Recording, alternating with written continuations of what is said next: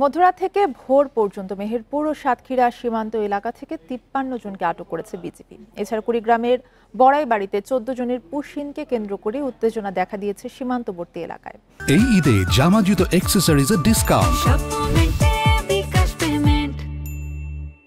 BGB ও স্থানীয়রা জানান, ভোর ৪টার দিকে ৫ নারী সহ ১৪ জনকে বড়াইবাড়ির সীমান্ত দিয়ে পুশিনের সময় বাধা দেয় বিজিবি। এ সময় বিএসএফ কয়েক রাউন্ড সাউন্ড গ্রেনেড ছোড়ে বলে অভিযোগ স্থানীয়দের। পুশিন করা ১৪ জন বর্তমানে শূন্যরেখায় অবস্থান করছেন। সীমান্তে কড়া পাহারায় বিজিবির সদস্যরা। এদিকে ভোরে সাতক্ষীরার কুশখালী সীমান্ত থেকে পুশিন করা ২৩ জনকে আটক করেছে বিজিবি।